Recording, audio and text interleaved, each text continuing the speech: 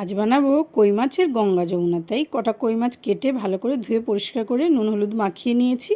নিয়ে কড়াই বসিয়ে দিলাম, দিয়ে সর্ষের তেল দিলাম। পুরো রান্নাটা কিন্তু আমি সর্ষের তেলেই করব।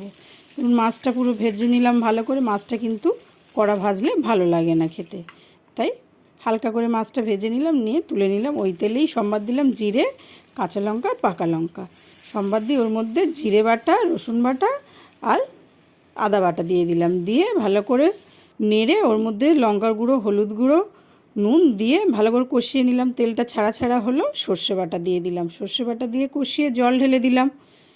জল দিয়ে এবার ফুটে গেলে মাছটা দিয়ে দেব।